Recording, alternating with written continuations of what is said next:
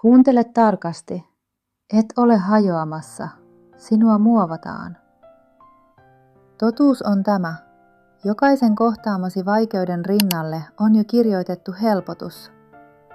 Ei sen jälkeen, ei joskus tulevaisuudessa, vaan juuri siihen, sen sisään. Piilossa, odottamassa, että vahvistut tarpeeksi nähdäksesi sen. On hetkiä, jolloin elämä tuntuu epäreilulta. Kun se, mitä vihaat, toistuu yhä uudelleen ja se, mitä rakastat, liukuu pois käsistäsi. Mutta entä jos juuri se, mitä vastustat, onkin se, mikä pelastaa sinut?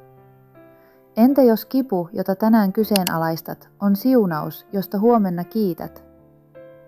Et näe koko kuvaa, mutta Allah näkee. Eikä hän koskaan kirjoita tarinaasi ilman tarkoitusta. Älä siis anna sydämesi katkeroitua. Tee siitä vahvempi. Nouse. Valitse oikea silloinkin, kun se on vaikeaa. Nosta muita, kun itse olet alhaalla. Ole osa hyvää, älä tuhoa. Sillä jokainen pieni vilpittömyyden teko rakentaa sinuun voiman, jota mikään vastoinkäyminen ei voi murtaa.